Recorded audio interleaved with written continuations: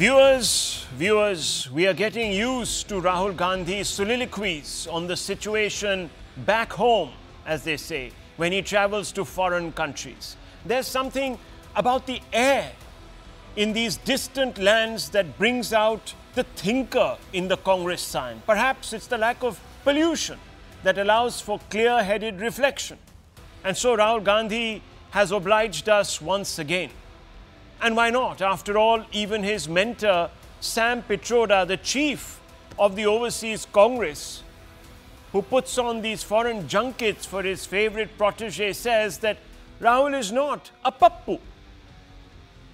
And as if on cue, and possibly to indulge his mentor, Rahul Gandhi gave us an impromptu demonstration of his well-informed erudition, his well-honed erudition, addressing a bunch of impressionable and unsuspecting minds at a college in Texas, United States.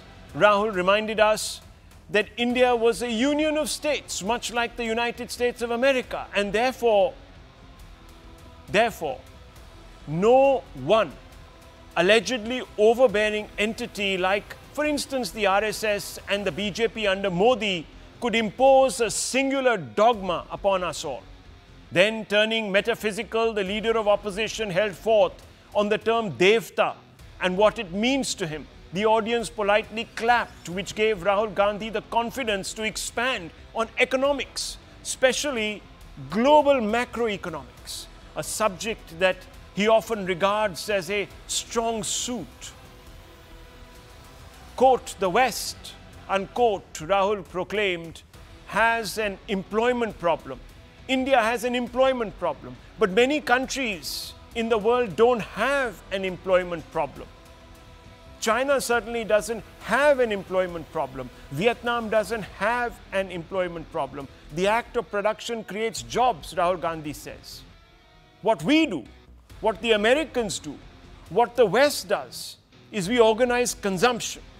India has to think about the act of production and organizing production. It's not acceptable, Rahul Gandhi says, that India simply says, okay, production is going to be the preserve of the Chinese. Until we do that, we will face high levels of unemployment. And frankly, it's not sustainable. So you're going to see that if we carry on down this path of forgetting about manufacturing, you're going to see massive social problems coming in India and the United States and Europe. The polarization of our politics is because of this, unquote. This was substantively what Rahul Gandhi said. Listen in, viewers. Not everywhere on the planet has an employment problem. Okay? The West has an employment problem. India has an employment problem. But there are many countries in the world that don't really have an employment problem. China certainly doesn't have an employment problem. Vietnam doesn't have an employment problem. So there are places on the planet that are not struggling with unemployment. There's a reason. And if you look today, China is dominating global production. So what has happened? The West, America, Europe, India have given up on the idea of production. And they've handed it to China. This, of course, was an excerpt. I read you the entire quote. Rahul Gandhi's unqualified praise for China, especially its formidable prowess in manufacturing, isn't wrong. But it does betray a startling lack of nuance. We'll get to that. But first, let's go over some data which will reveal that China isn't exactly flush with jobs. That Chinese GDP per capita declined in 2023, the first time in decades, and that India is growing faster on the back of an ambitious Make in India policy which is also beginning to hurt China.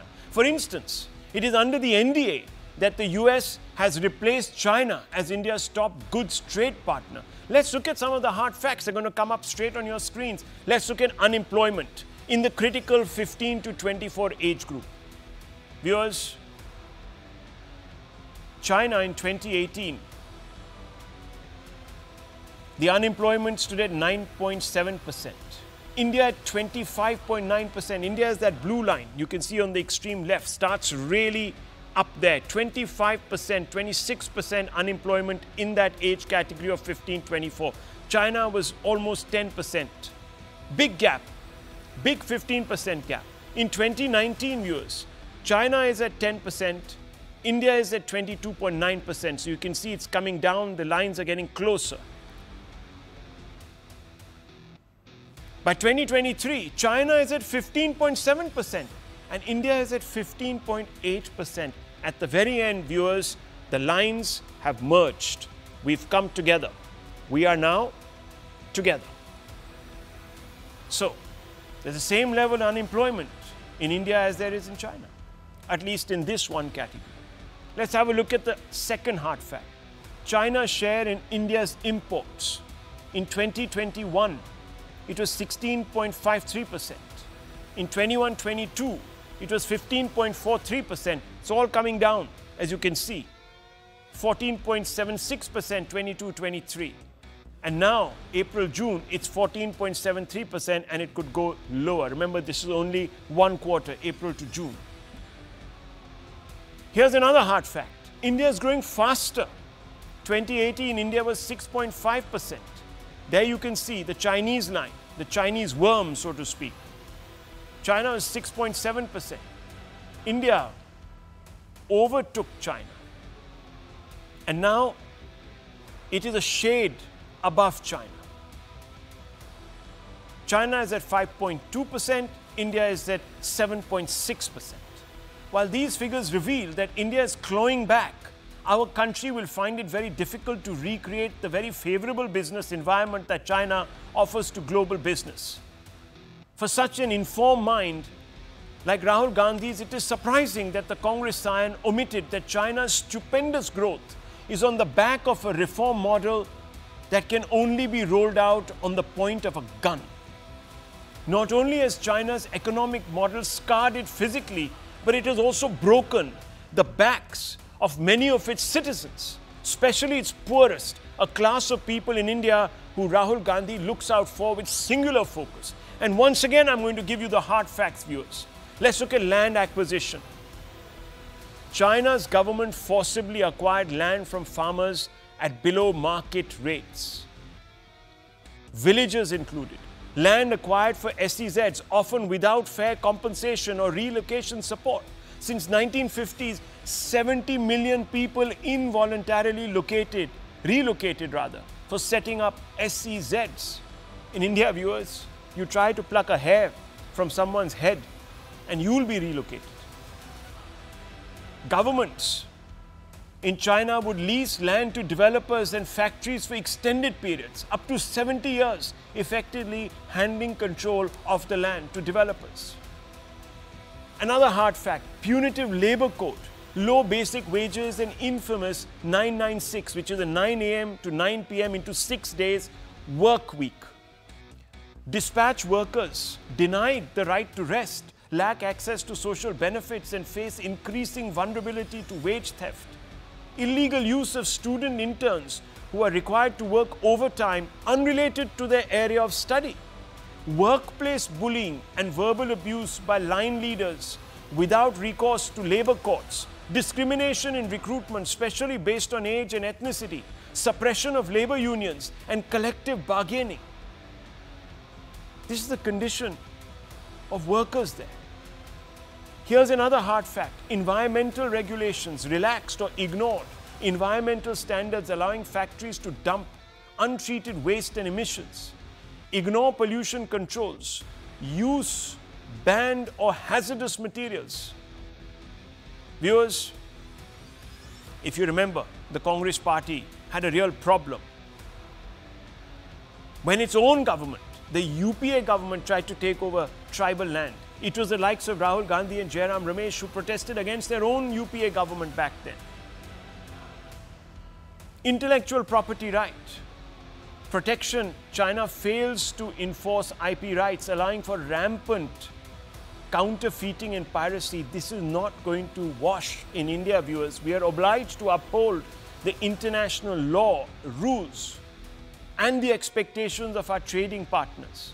China ignores international protocols on preventing forced technology transfer from foreign companies. Here's another hard fact.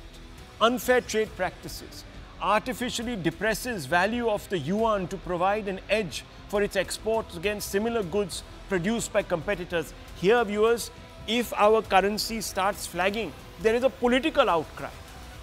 We should be stronger currency, as if the stronger currency, viewers, is going to make us in any way more virile economically as a nation.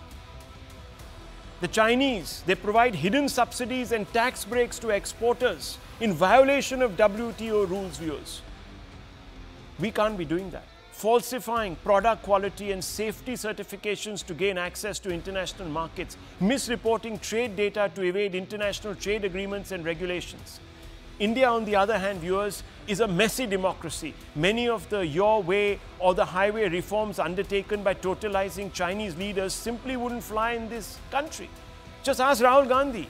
If it is anyone, it is a Congress party and its appetite for economic virtue signaling that has stalled reforms that could have accelerated manufacturing and consumption-led growth in India. Here are more hard facts, and I'm going to just talk about three. In 2020, what did the NDA do? It got Parliament to approve 3 labour codes. These would have helped remove impediments to winding up of companies, allow firing of staff without government permission in firms with up to 300 workers. The Congress reaction, viewers, they opposed the anti-labour legislations, claiming they have, quote, weakened, unquote, trade unions and removed, quote, security net, unquote, for workers. The codes are shelved, viewers, till date, not been implemented. Notified. Hard fact 2, 2020, what NDA did, it passed 3 farm laws.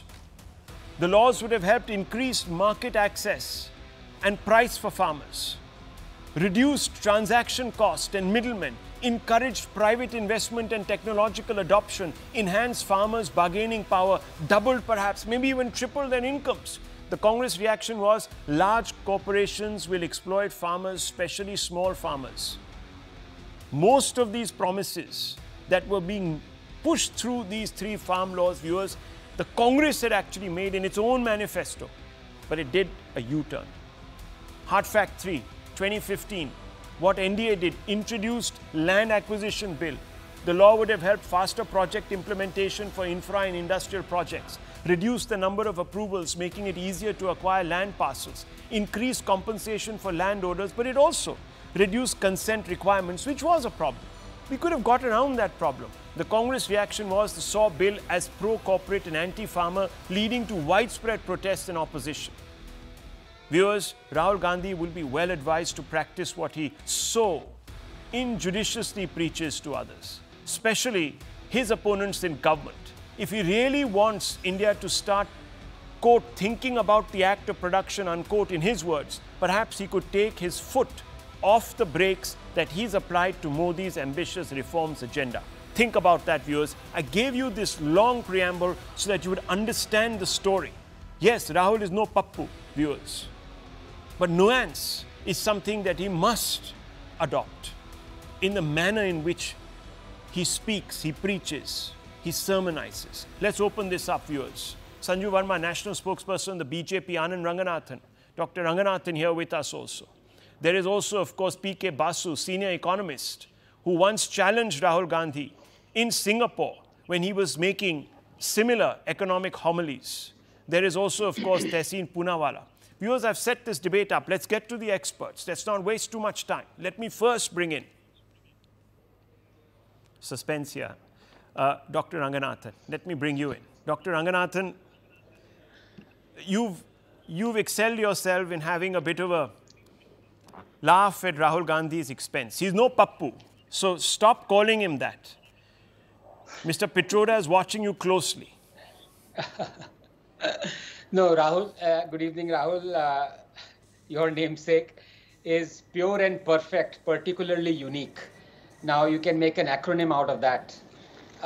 Look, let me give you some economic parameters over the last year, and things will be clearer.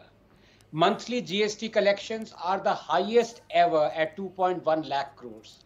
Vehicle sales, highest ever at 4.2 million units. Exports, highest ever at $780 billion. Income tax returns, highest ever at 68 billion. Foreign exchange reserves, highest ever at $675 billion. Manufacturing PMI, highest ever at 59. Number of jobs created, highest ever at 47 million. Startups, highest ever at 118,000. Central government debt to GDP ratio, 5-year low of 56%. Inflation, 5-year low of 3.5%. Inequality, 5-year low of 0.4. Sensex, highest ever at 83,000. We are doing well. We aren't China, sure, but we aren't Cuba. Perhaps that is what Rahul wants us to be, Cuba, even Venezuela. He wants India to follow communist policies that even China has jumped. Look, I think time is ripe that we have to forget about Rahul's psyche and talk about the Congress psyche. The Congress's idea of Indian foreign policy, because I've talked about economic policy, everyone knows that what happened. The Hindu rate of growth and what Nehru said, profit is a dirty word. Let's talk about the foreign policy because you touched on it very briefly. The Congress's idea of Indian foreign policy, Rahul, is Indian policy dictated by foreigners. Right from the time when Dr. Ambedkar resigned from the Congress in 1951, warning that under Nehru, India was being made to champion China's cause and that its suicidal foreign policy would lead to the ruination of India. To the Congress presiding over the loss of Aksai Chin and nonchalantly claiming not a blade of grass grows there. So moving swiftly to contemporary times, because otherwise people will say, oh, you talk about Nehru. The same Rahul who today accuses Modi of selling India out, the same Rahul was tight-lipped when China occupied 640 square kilometers of eastern Ladakh during the UPA, a fact reiterated by UPA's own foreign secretary. Who knows? Perhaps calling for the breakup of Ladakh was an obligation on, part of the Congress, that MOU that it signed with the Communist Party in China back in 2008. The same Rahul was tight-lipped when China managed to make 600 incursions into the Indian side between 2010 and 2013, including in 2013 when the Chinese entered 28 kilometers deep into territory at Dapsang. The same Rahul remained silent at our capitulation at every discussion whenever we were talking about making roads, having infrastructure as compared to China. The same Rahul is tight-lipped even now when China has demolished 1,700 mosques and interned 1 million Muslims in concentration camps and is feeding them pork and forcibly sterilizing them. China, Kashmir, Ladakh, Koko, Kachetebu, these are pearls in the necklace, Rahul, that adorn the dynast's neck. Small mercy, the entire necklace hasn't been taken off and gifted away, but who knows? It just might if the Congress returns to power. Well, I want to bring in Sanju Verma at this point. Sanju Verma, Rahul Gandhi is well within his rights to make these speeches, give you unsolicited advice. He is the leader of the opposition. He is no Pappu anymore, and therefore, you need to pay a little bit of attention. Specifically, why? Because the Congress party will turn around and say, if things were so great, as Dr. Ranganathan has sort of enunciated upon giving statistics, and I have sort of tried to put in some context by comparing the Chinese and the Indian record, then you would not have got 240 odd seats, you would have got 400 seats. So how does this explain? Yes, maybe Rahul Gandhi is not nuanced, but obviously there is a problem. People didn't connect, and whether they didn't connect with Moditwa or whatever it was, I can't say. The point is there was some problem. Rahul, first and foremost, thank you very much for that rather comprehensive introduction. You set the tone and tenor of the debate. Let me just say this. You say, why did we get 240? Had we really connected with people on the ground, we would have actually managed to secure 400 because that is what we were aiming for. So I'm not going to hide the harsh facts under the carpet. Yes, we are upset. We are anguished. 400 was something that we thought is certainly coming up our way. It did not happen. But let's also not lose sight of the fact that for the first time in 62 years, you had the incumbent becoming the prime minister for the third time in a row. This, when in 2020, you had the incumbent who was dislodged in the United States. You had 4 prime ministers, changing hands in a span of 5 years in the United Kingdom. You had the incumbent who was dislodged in Brazil, in Malaysia, in Indonesia, in Argentina, what have you.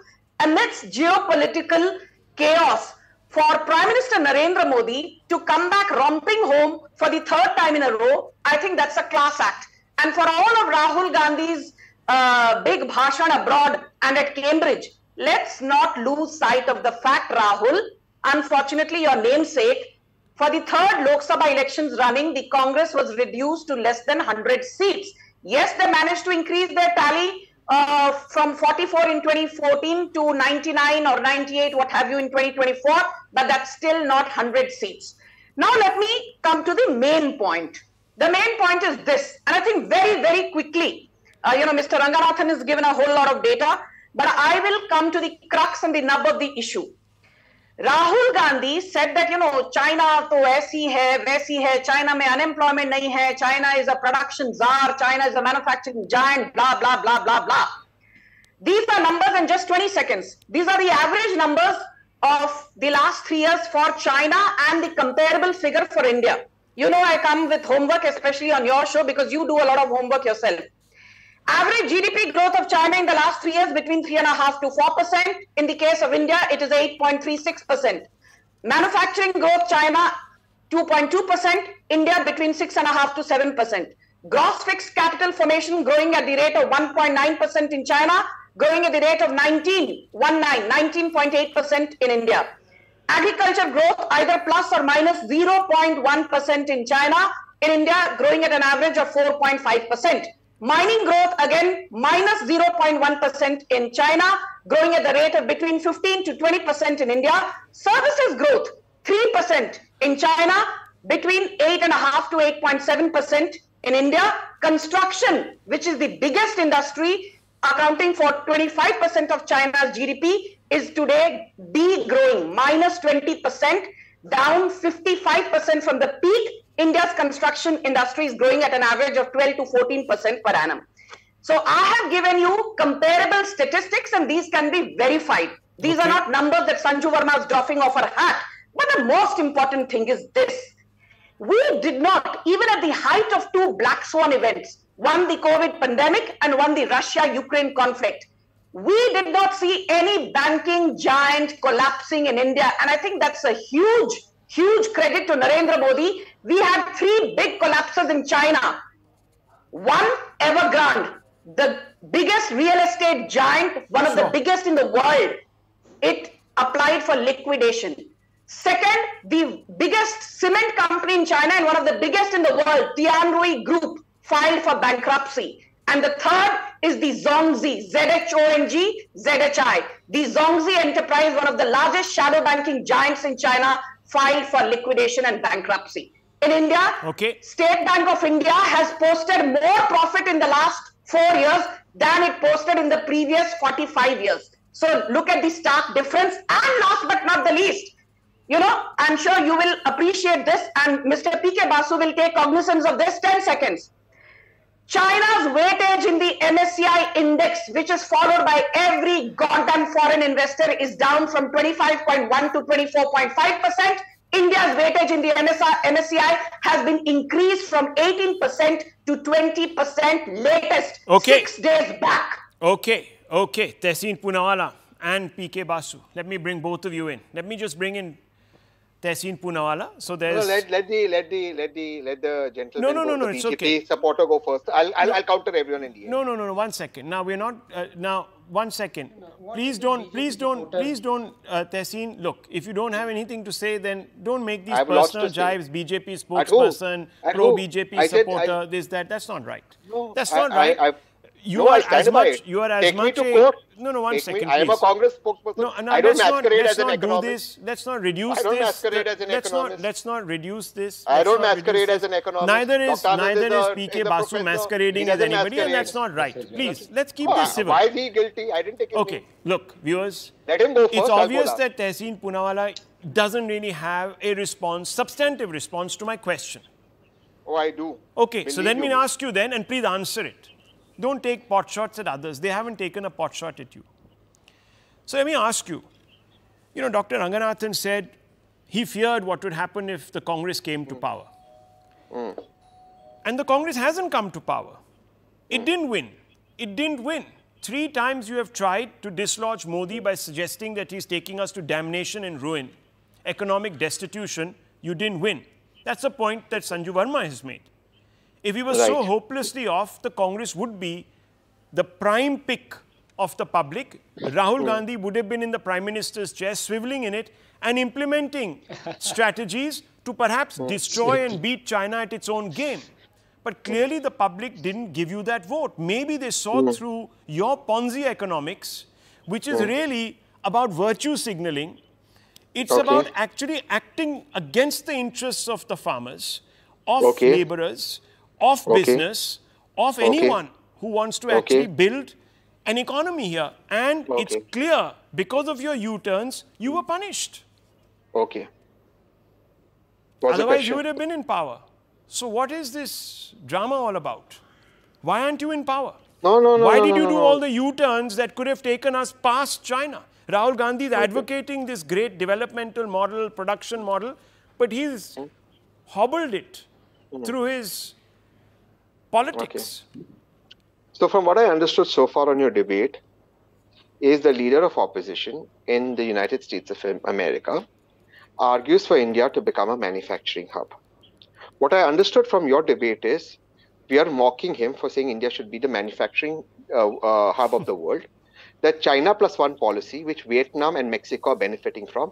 Hey, listen, you know what? Let's just make fun of him. Let's just talk nonsense. Let's say that this guy does not have an economic policy, but no factual counter. What I heard on your show was, hey, the real estate giant in China collapsed, which it did. But instead of, but the acknowledgement that NBFC, three big NBFCs, ILF, DHFL and HDIL collapsed, Yes Bank collapsed, Maharashtra and Punjab Cooperative Bank collapsed, one after another. No, we will not address the elephant in the room. We will just come up and make up stuff on national TV. Because you know what? This is about bashing Rahul Gandhi rather than having an informed debate. What I heard on your show, and I'm taking this to you, Rahul, is when the Honorable Prime Minister gave you an interview when you were on your earlier channel, the Honorable Prime Minister told you, and I'm quoting him verbatim, told you, Rahul, listen, I don't have data for people who work in the construction industry and those who are not in an industry that is not recognized, etc. We don't have formal economy data, informal economy data. He's told you this verbatim. Today, the same government is blasting out construction data of construction growth without actually knowing what the laborers are and where the laborers are. Even right now, they don't have. And they come up now with statistics of how employment has been solved in India, whereas the truth of the matter is for a single job to get killed in Russia or Israel, lakhs of Indians are going. But let me not divert. Let me come to the larger issues. No other man has been singularly responsible for destroying the informal economy of India and thereby lives of people than this present government and the leadership of You know nothing about the economy. Let him speak. Let him speak. He didn't interrupt you. No, please let him speak. You know nothing about economy. Sanju Verma, let him speak. PK Basu can respond. 1 second. Sanju Verma, please. The BJP will respond. Okay. Sanju Verma, that's not fair. That's not fair. Look, let him speak. PK Basu is also there. We are eating into his time. I will have to end this debate in 5-6 minutes. Mr. PK Basu, who's taken out time to be with us, will lose his opportunity to speak. I think that's very wrong. Sanju Verma, please. Sanju Verma, please. I'll have to lower your fader. Sanju Verma, please don't push me. I'm counting till 3. 1, 2, 3. Yes, finish. Yeah, and PK Basu needs to speak. Otherwise, the time will be up and it won't be fair on him. He's also taken out time to be here. Yes, finish your point, Tehseen. Yeah, so the point is that from the masterstroke called demonetization to the masterstroke called GST to in this budget, the way the budget was presented, from the Indian middle class to the Indian non-formal economy completely is destroyed. You want to know how this government functions? Just one example, how people are laughing. If you buy a car, Rahul, you buy a car, you're comparing with China, manufacturing. You buy a car today, car is 18% GST, seats are 28% GST. Hey, Rahul, try buying a car without seats. Okay. This is this government. Listen, no, Rahul. 1 second. I think there is one problem here. Tehseen, 1 minute. Let me just come in. I have not 1 second. I have not got to say. Mr. Poonawalla, there's one problem. There's one problem. First of all, your premise is wrong. We are not mocking Rahul Gandhi for making a case for India to become. No, let me finish, please. Let me finish. That is your subjective take. 1 second. Viewers, the fact of the matter is, we are criticizing Rahul Gandhi for not walking the talk. If he wants India to be where China is, we have to take those hard reforms, those really tough reforms, which he opposes. So there is a degree of hypocrisy here. Everyone knows there are problems in the Indian economy. We haven't got it absolutely right. I don't think any Prime Minister has ever got it absolutely right. So let's not try to even compare records. There are problems. The solution, if it is Rahul Gandhi claims that we need to produce a lot more, then he needs to walk the talk, viewers. He needs to say, okay, in Parliament, I will not oppose X, Y, and Z. I'll tell you what happened, viewers. The UPA came up with the land acquisition bill. At that time, the NDA opposed it. The BJP opposed it. They came to power, they brought the same, almost the same bill with a few changes, and then the Congress opposed it. This game can't go on and on. That's the absolute fact. And there were other issues also. Opposed in one regime, then passed on, then opposed again. People did U-turns, volte-faces, all that. Nonsense continues, viewers. We've not got a problem, nothing. No, we've not got anything, personal axe to grind with Rahul Gandhi. Lovely person. Hope God makes him Prime Minister. Seriously, viewers, if you think he's capable, he'll earn your trust, you'll vote him. The point is, viewers, the point is, start walking the talk, buddy. Start doing that. You can't sit and lecture and be the problem while you talk about the solution. That doesn't work. PK Basu, yes. The problem is the Prime Minister. Okay, now hang on a minute. You can kick him out of power, sir. Vote him out. But come with something that you can. That was come with something. Come with something. Come with something. That will ensure. That will also convince people that you actually have an agenda for growth. 1 second. Why do you invite? How do you know I don't have an agenda for growth? Did you allow me to speak? 1 second. 1 second. You had your chance. Let PK Basu come in. Yeah, I did have my chance. Yes. No. Yeah. Therefore, I said I'll come last. Yes, PK Basu. Yeah. Okay. Now, for once, Rahul Gandhi is talking sense.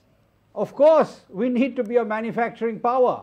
And the interesting thing is that we are much more of a manufacturing power under this government. In fact, what he is saying in Texas is actually parroting what this government is doing. For a change, he doesn't realize it perhaps, and Tehseen Poonawalla perhaps doesn't either.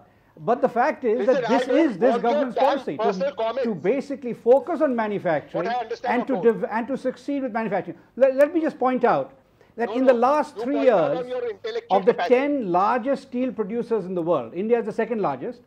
The only one that has consistently grown steel production every year and grown by more than 10% a year is India.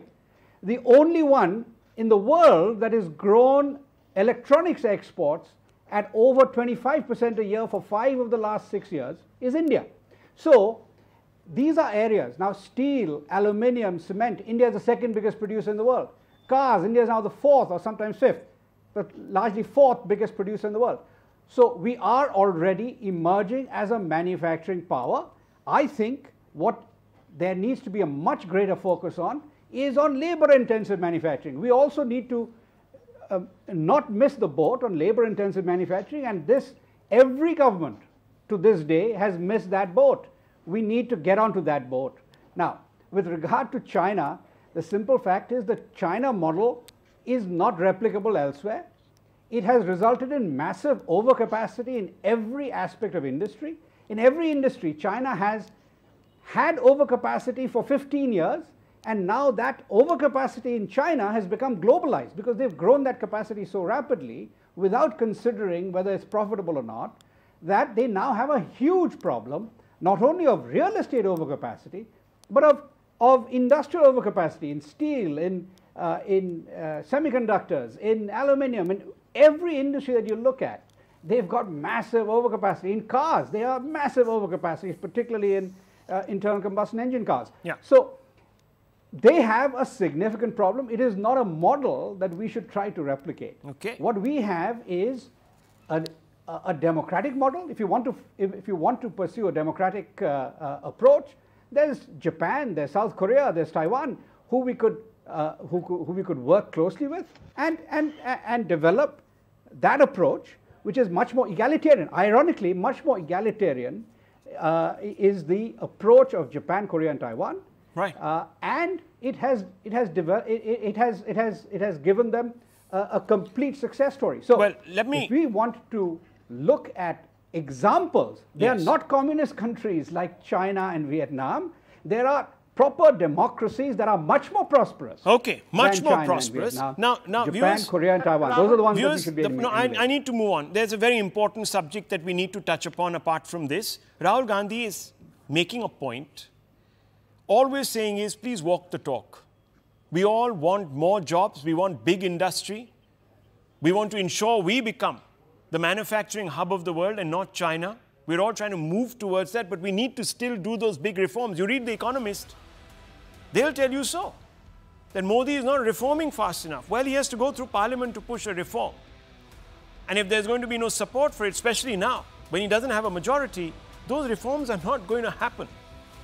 So Rahul Gandhi, my advice to you is, please walk half the distance. Pass those reforms. We will grow. All of us will prosper together. Inequality will come down. The social tensions that you fear will decrease.